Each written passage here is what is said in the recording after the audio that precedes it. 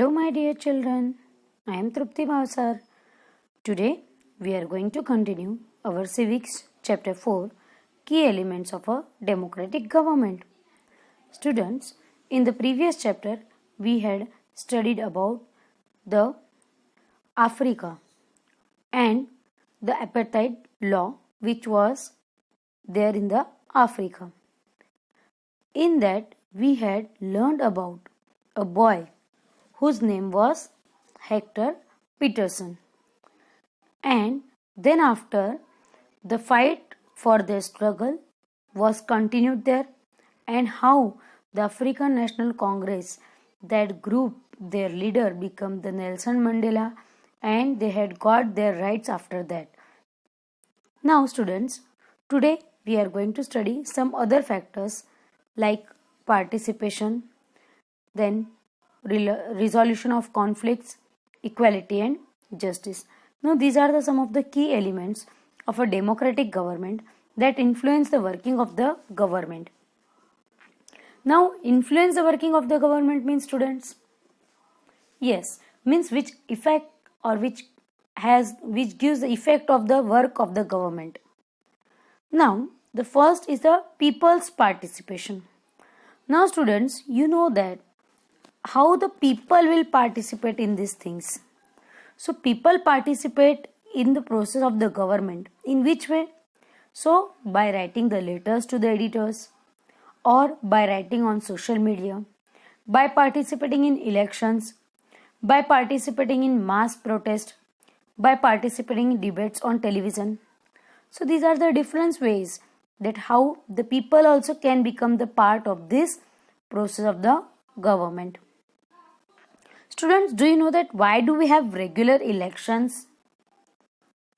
Yes, you have already read in the previous chapter that the people make the decisions in a democracy through voting in elections. People elect leaders to represent them. These representatives take decisions on behalf of people. Isn't it or not? In doing so, it is assumed that they will keep in mind the voices and interest of the people. Means the representatives which are selected by the people, by the decisions of the people, that representative will work on the behalf of the people, and they will be assumed, they will be known as the leader of the people, and that leader, he or she will always keep in mind about the interest of the people, about the benefit of the people. Now students, that all the governments are elected for fixed periods. Okay, in India, this period is for 5 years. Means, you know that. Students, can you tell me who is our Prime Minister? Yes, correct, Mr. Narendra Modi. So like that, Narendra Modi, he was selected as the Prime Minister for the first 5 years. Then his work was appreciated by the people. People like him very much. And again he was re-elected, and he was selected again second time as a Prime Minister of our country. Now students, here in our India, this period is of 5 years of the government. Once elected governments can stay in power only for that period. If they want to continue to be in power, then they have to be re-elected by the people. This is moment when people can sense their power in a democracy. And in this way, the power of government gets limited by regular elections. Means government is working for the people, but people are also that much powerful to select the government. Okay. Now, which are the other ways of participating? So, elections are usually held once in 5 years. Okay. So, besides voting, there are other ways of participating in the process of government. People participate by taking an interest in the working of the government and by criticizing it when required. Means if government is not working in a proper way, so people are having a right to criticize the government or to point out the government wherever it is doing the wrong thing. Okay, students, in August 2005, when a particular government increased the money of a electricity bill, at that time people has expressed their disapproval very sharply.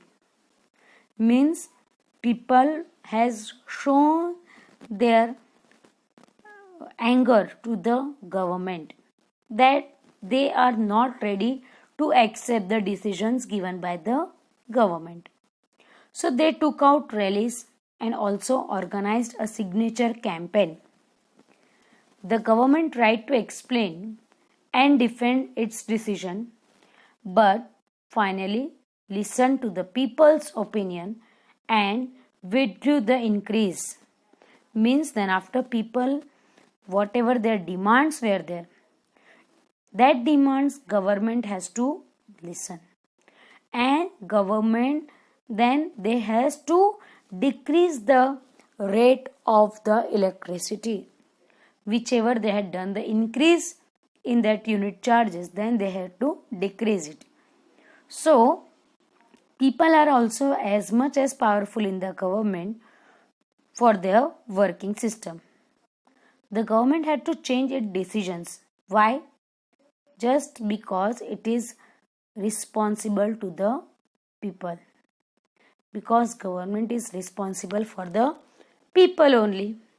Yes. Now students, there are many ways in which people express their views to make governments understand what actions they should take.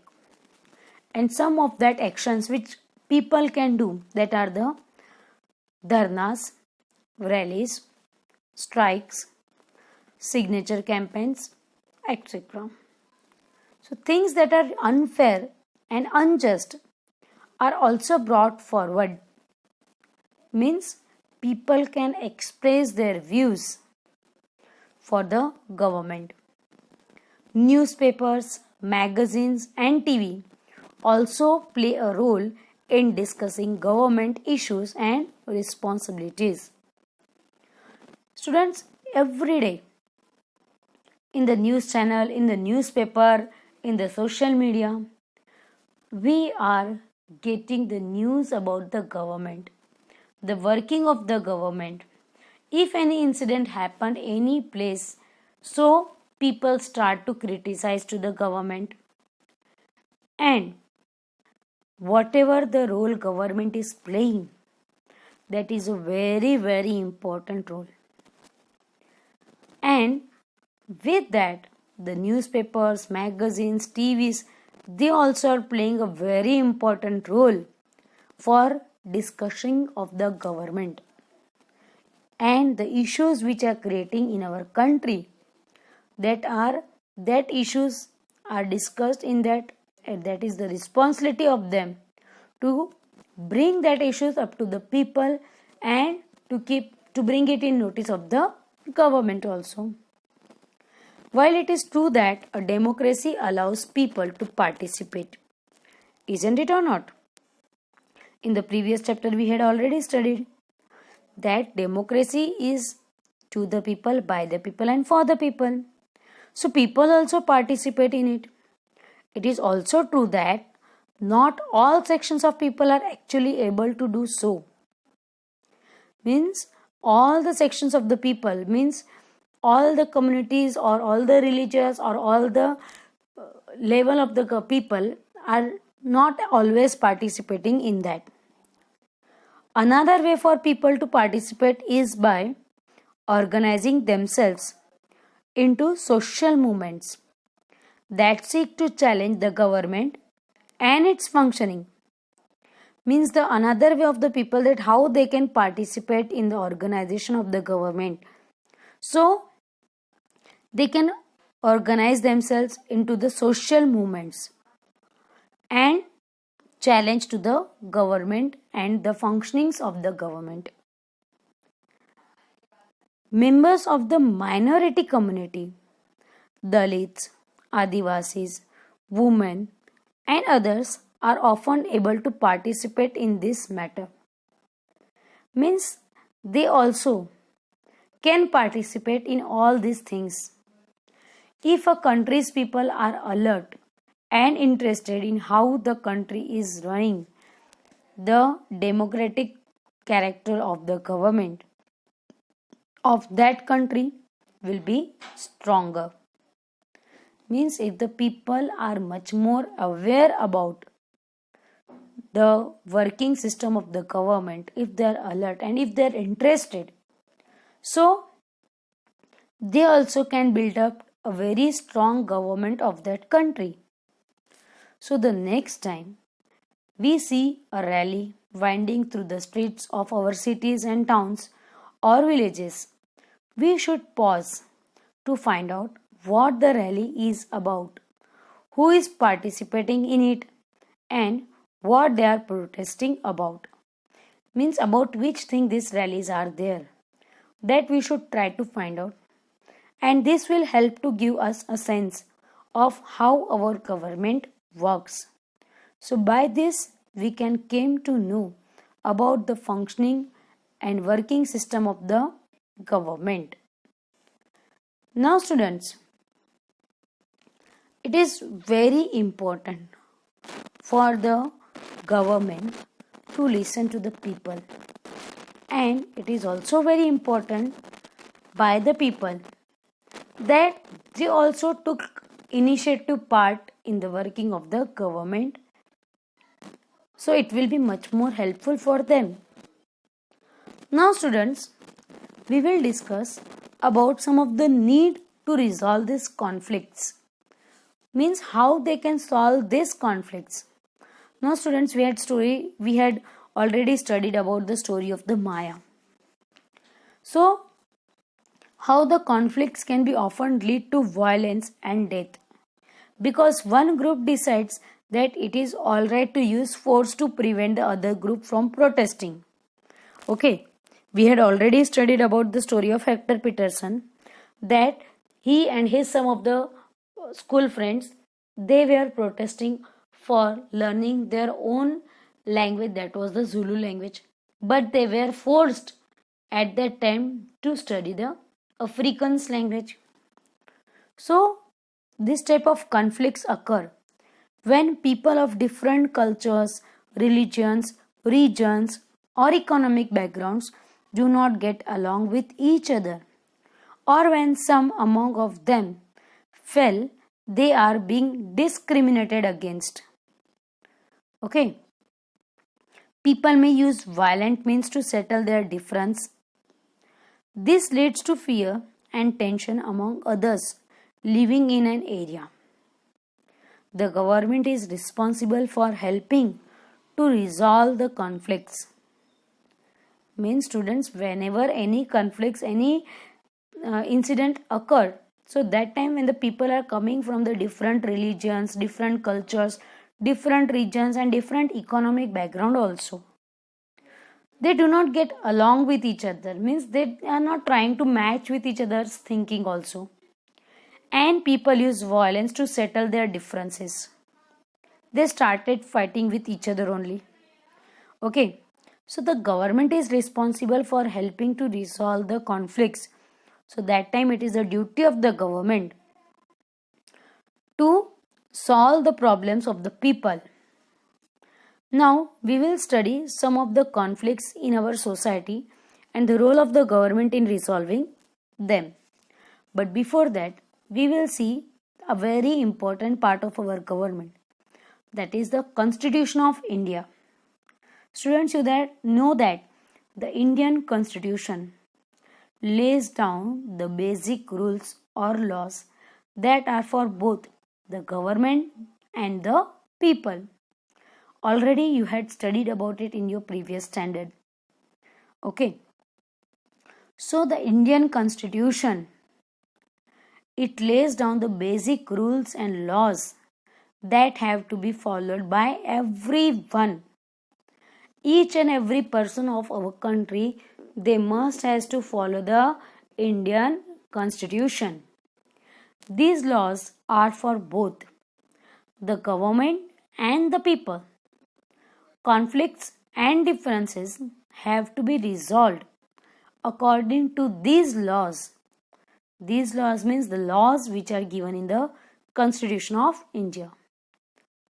Now, we will study more about it in the next chapters also. Now, students, the next thing is that religious processions and celebrations can sometimes lead to conflicts. Means, for example, the route a procession takes may lead to a conflict. Means by which route the procession is going. Suppose a religious procession is there. For example, suppose Ganpati is there, or any other festival procession is there, like Rath Yatra. Students might be knowing that in the Ahmedabad, in our Gujarat, Rath Yatra, that procession was held in a very huge manner over there. In that rally, passed from the different ways, from the different areas of the Ahmedabad. And at that time, so much security is given there, because it may have the chances of the conflicts among the different religious people. Okay. So the government, particularly the police, they play an important role in getting representatives of concerned communities to meet and try to arrive at a solution. Means initiatively the police will work for it and they will try to solve the problems. And they will take care that any type of conflict should not arise. At times there is fear that violence may erupt. Violence can happen with people throwing stones on trying to disrupt the processions. The police is responsible for ensuring that violence does not take place. So it is the responsibility of the police that they will make sure that any type of violence should not occur in the religious processions or the celebrations. Okay. I hope students up to this much you had understood about it. Now next type of thing we are going to discuss, that is about the rivers.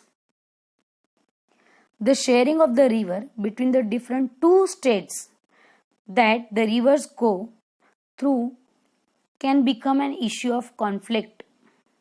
Yes, rivers also can become the issue of the conflict.